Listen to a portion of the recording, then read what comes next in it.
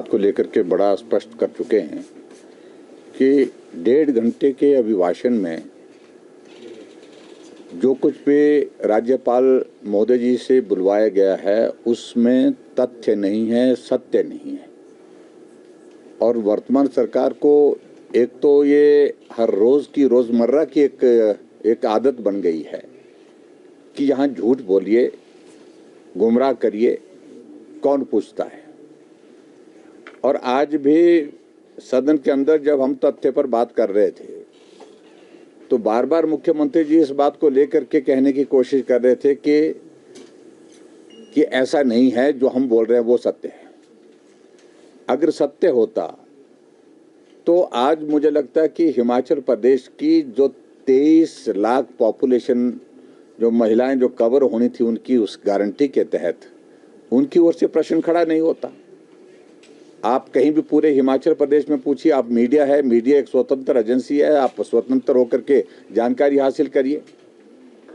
और उस गारंटी को वो पूरा कर लिया है ऐसा मान करके चल रहे हैं और ऐसा कह रहे हैं और उसमें डॉक्यूमेंट में उसको प्रस्तुत कर रहे हैं, डॉक्यूमेंट में इस बात के लिए बोल रहे हैं कि हमने वो गारंटी पूरी कर दी। गोबर की गारंटी को लेकर के क्या ये सच्चाई है, क्या वो पूरी कर ली? दूध की गारंटी का जिक्र किया कि हमने पूरी कर ली, क्या पूरी कर ली? इसलिए मेरा कहने का मतलब यह है कि जो कुछ भी बोला है कि खुलेआम जो है, सरेआम जिसको कह सकते हैं, झूठ बोल करके बार बार ये आदत बन गई वर्तमान सरकार की कि यहाँ कोई पूछता नहीं है और यहाँ कोई सत्य बोलने की जरूरत नहीं है। तो ये मैं आप सबके माध्यम से इस बात को बड़ा स्पष्ट करना चाहूँ, जो भी बोला है वो उसमें तथ्य नहीं है, झूठ बोला गया है। आंकड़े जो प्रस्तुत किए गए हैं वो बिल्कुल तथ्य पर नहीं है, वो हकीकत नहीं है और झूठ बोला गया है। आपने अधिकारियों पर भी सवाल करे कि सर वो गुमराह कर रहे हैं, वो गलत आंकड़े प्रस्तुत कर रहे हैं। लेकिन ऐसा ना कि अधिकारियों के बारे में तो मैं सिर्फ इतना ही कह रहा हूँ कि अब उनको संभल जाना चाहिए।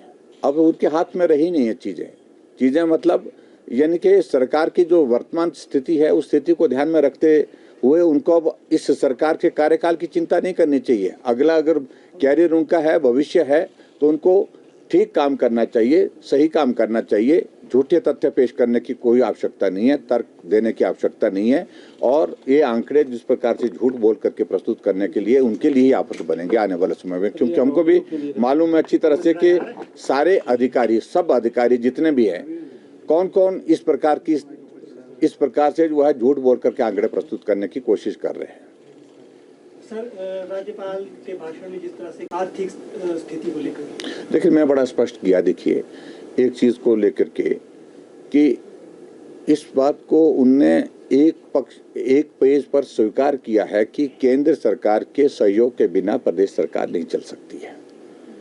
और दूसरी तरफ केंद्र सरकार की सारी योजनाओं के माध्यम से जो विकास कार्य हुए हैं, जो भी काम हिमाचल प्रदेश में हुए, चाहे वो प्रधानमंत्री ग्राम सड़क योजना के हैं, चाहे वो सीआरएफ का पैसा आया, चाहे वो नाबार्ड का पैसा आया, चाहे वो एडीबी का पैसा आया, चाहे वो स्किल डेवलपमेंट का पैसा आया, चाहे वो सर्व शिक्षा अभियान का पैसा आया, चाहे वो किसी भी, चाहे वो हेल्थ सेक्टर में पैसा आया, जो भी पैसा आया केंद्र सरकार से, चाहे वो सेंटर स्पेशल असिस्टेंस जो स्पेशल असिस्टेंस सेंट्रल असिस्टेंस जो है उसके माध्यम से पैसा आया, उस सारी चीज़ को वो एक्नॉलेज नहीं करते कि केंद्र सरकार से ये पैसा आकर के हमने ये काम किया। उसका श्रेय खुद लेने की कोशिश कर रहे हैं। अगर पीएमजीएसवाई का पैसा आया तो स्वाभाविक रूप से ये केंद्र का पैसा, केंद्र को श्रेय जाएगा।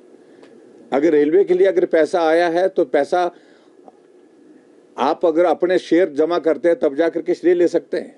लेकिन चेयरमैन जो है रेलवे बोर्ड का चिट्ठी लिख रहा है चीफ सेक्रेटरी को कि आप अपना अगर पैसा अपना शेयर जमा नहीं करेंगे तो पैसा हमको बंद कर, ये हमको रोकना पड़ेगा। यहाँ पर शिमला में सिटी स्कैन लगती है, आईजीएमसी में वो स्टेट शेयर किया है, केंद्र का पैसा है, उसका भी श्रेय ले रहे हैं। इसलिए हर एक बात का श्रेय ले रहे हैं। बच्चे विदेश भेजे गए, बाहर भेजे गए, टूर पे भेजे, उसमें टूर एजुकेशनल टूर पर भेजे गए, वो भी केंद्र सरकार की योजना है। और यहाँ तक के जो मुख्यमंत्री की जो अपनी योजना है, क्या उसके योजना का नाम जो खास तौर सुखाश्रय, उस सुख आश्रय का 90% कंपोनेंट जो है वो सेंट्रल गवर्नमेंट का है, मदर टेरेसा योजना के अंतर्गत उसका पैसा है, वो उसी के अंतर्गत वो सारी सुविधाएं दी गई है उन बच्चों को, और उसके बावजूद वो श्रेय ले रहे हैं कि नहीं ये तो मैंने किया है। अगर आपने शुरू किया है तो स्टेट के बजट से आप करते। स्टेट की बजट की स्थिति तो आपकी ये है कि आपके पास बजट नहीं रह गया और आप मंदिर का पैसा लेकर के उस अपनी योजना को पूरा करना चाह रहे जो स्टेट का शेयर है, जबकि मेजॉरिटी पैसा मदर टेरेसा योजना के अंतर्गत केंद्र सरकार का आ रहा है और उसी योजना से वो सारा चल रहा है। लेकिन यहाँ नाम उन्होंने अपना छाप दिया है और अपने नाम से उस योजना को चलाए जा रहे हैं। तो ये मैं समझता हूँ कि बहुत अलग तरह से एक अलग तरह की सोच है कि जिद करना मैं ही जो कर रहा हूँ वही ठीक है और कुछ ठीक नहीं है, मैं जो बोल रहा हूँ वही सत्य है। तो मुझे इस सारी सोच से बाहर आना चाहिए। आखिरकार कांग्रेस पार्टी के विधायक भी सारी चीज़ों से अब दुखी हैं, कांग्रेस का नेतृत्व भी दुखी है, आम जनता तो हिमाचल प्रदेश में दुखी है ही है।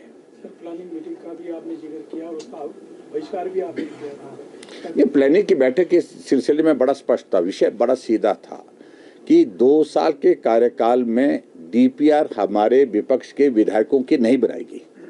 विरोध इस बात पर था और उन्होंने कागज पकड़ लिया कि इस मीटिंग का बहिष्कार किया, जबकि मैंने इतना पैसा इनको सैंक्शन किया। वो सारा का सारा पैसा सैंक्शन स्कीम हमारे टाइम हुई थी, नाबार्ड को चले गई थी, स्वीकृति आने के बाद उन पर काम चला है, उसका श्रेय कैसे ले सकते हैं?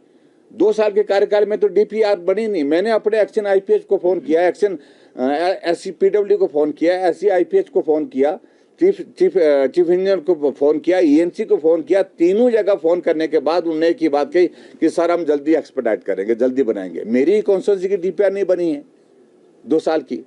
हमने कहा जब 2 साल से डीपीआर ही नहीं बनाई है, आगे भेजने की बात तो बाद की बात है। तो हमने इस बात को लेकर के विरोध किया, जब आप विधायकों को इस प्रकार से जलील करेंगे, उनके विकास कार्य जो है उनके विधानसभा क्षेत्र में जो उनका अधिकार है उसको भी रोकेंगे, तो इसका विरोध हम करने के लिए आपकी बैठक में नहीं आएंगे और हम नहीं गए बैठक में।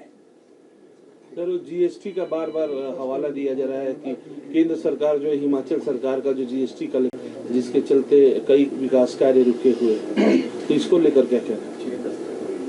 देखो, मुझे लगता है कि इस बात को लेकर के आप से भी मेरा ये आग्रह है कि फैक्ट्स क्या है। केंद्र से जो मेजर कंपोनेंट हमको स्टेट के लिए जो मदद के रूप में मिलते थे, एक मिलती है रेवेन्यू डेफिसिट ग्रांट, आरडी जिसको बोलते हैं, और दूसरा पैसा मिलता है हमको जो पहले मिलता था 2022 तक, जून 2022 तक हमको जीएसटी जब लागू हुआ था, उसके बाद 5 साल तक जीएसटी कंपनसेशन का पैसा हिमाचल प्रदेश को क्या पूरे देश के सभी राज्यों को मिलता रहा। लेकिन जीएसटी कंपनसेशन का पैसा जून 2022 में जब बंद हो गया, उसके बाद कोई भी राज्य ना तो उसको क्लेम कर रहा है और ना ही क्लेम करने की स्थिति है कि एक वो पूरे देश की एक कंसेंसस बना था जीएसटी काउंसिल की मीटिंग में, और जिसमें एक फैसला हुआ था कि उसके बाद ये बंद होगा। अब जो सेंट्रल टैक्सेस का जो शेयर है वो हिमाचल प्रदेश को हर महीने मिल रहा है। रेवेन्यू डेफिसिट ग्रांट जो है वो टेपर डाउन जरूर हुई है, लेकिन जो हिमाचल का हिस्सा उसके तहत बनता है वो लगातार मिल रहा है। अभी 6000 के लगभग मिल रहा है, 550 करोड़ रुपए के लगभग मिल रहा है। अगले साल ये 350 करोड़ के लगभग मिलेगा, ये 3500 करोड़ के लगभग मिलेगा कुल मिला करके। इस बात को लेकर के ये सच्चाई है क्योंकि वो फाइनेंस कमीशन की रिकमेंडेशन है, पूरे देश भर की लागू होंगी, वो हिमाचल के लिए कोई अलग से होंगी ऐसा थोड़ी है कोई। लेकिन उस सारी चीज को ध्यान में रखते हुए जब रिसोर्सेज में टेपर डाउन होने के बाद इनके पास जो है अब फाइनेंशियल क्रंच आ गया है, एक स्थिति खराब हो गई आर्थिक रूप से, तो इनको रिसोर्सेज जनरेट करने के लिए और रिसोर्सेज जनरेट करने के साथ अपने एक्सपेंडिचर पर कट लगाने के लिए प्लान करना चाहिए। लेकिन वो है नहीं, अपने एक्सपेंडिचर के लिए कोई इस प्रकार का कट नहीं है। कट कहाँ मार रहे हैं? जो जनरल डेवलपमेंट के काम है, जनरल डेवलपमेंट के काम सारे बंद है। अब आपके इस बात को आप अंदाज़ा लगाइए कि इस बार का जो बजट जो प्रस्तुत होने वाला है उसमें आपके जो है कैपिटल हेड का एक्सपेंडिचर का जो पैसा वो होने की स्थिति में सारा का सारा पैसा सैलरी कंपोनेंट और पेंशन में चला जाएगा, जो कमिटेड लाइबिलिटीज है। वेलफेयर की, सोशल वेलफेयर की जो हमारी कमिटमेंट है, जो पेंशन, जो ओल्ड एज पेंशन है और दूसरी पेंशन है, उस सारी चीज़ के लिए वो चला जाएगा।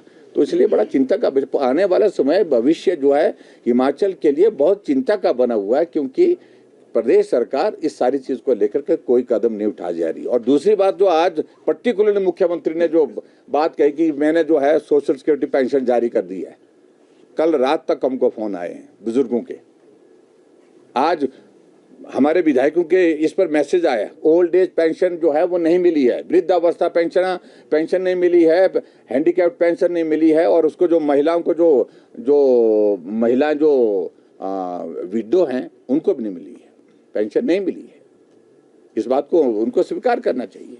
लेकिन उसके बाद विधानसभा के अंदर झूठ बोलना, ये आपको बताऊं कि ये मुख्यमंत्री को किसी तरह भी शोभा नहीं देता है, और ये पता नहीं क्यों आदत बनी है। जो सच्चाई है उसको स्वीकार करना चाहिए, अगर नहीं दी है तो उनको स्वीकार करना, मैं जल्दी कर दूंगा ऐसा बोलना चाहिए, लेकिन हकीकत को स्वीकार करना चाहिए। लेकिन झूठ बोल करके कब तक चलेगा, ये बड़ा चिंता का विषय है।